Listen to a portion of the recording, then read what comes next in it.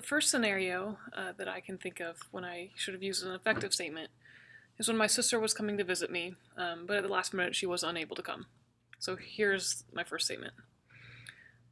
I feel sad that we do not spend as much time together as we used to. It would be helpful just to talk on the phone regularly so that I can feel involved in your life. The next scenario occurred when a student took a favorite pen of mine. So here's my second statement. I felt worried because I really like my pen and I thought I had lost it. It helps me if I am reminded when someone borrows it so that I'm able to keep track of it. The third scenario occurred when a parent at work shouted at me. So here's my third statement. I feel frustrated that I am not communicating with you as clearly as I thought I was.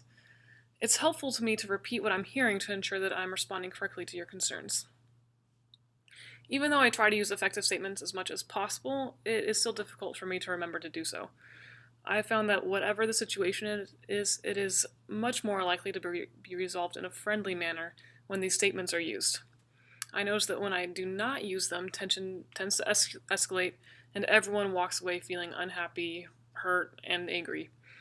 People want to solve the problem and they want to be heard.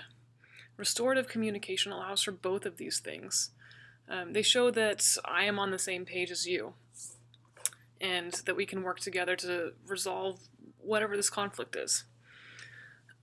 The difficulty is that restorative communication takes more work and more patience. It requires a change from how we're accustomed to communicating. It's not what we're used to in society. It's not really how we talk, even though it is a better way and it does allow for better problem solving. I find that sometimes I really have to stop and think about what to say and how to say it. I need to slow down, take a deep breath, think through.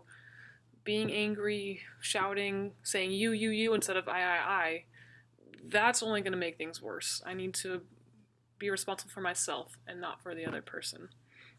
So oftentimes I remind myself to be patient and to keep the big picture in mind. And these statements help me to stay focused on the big picture, rather than getting caught up in the emotions of the moment. And then I avoid blaming or becoming irrationally angry. And rather, I identify what I'm feeling, I work through it, and then I'm able to, with the other person, come to a solution for everyone involved that works for all of us.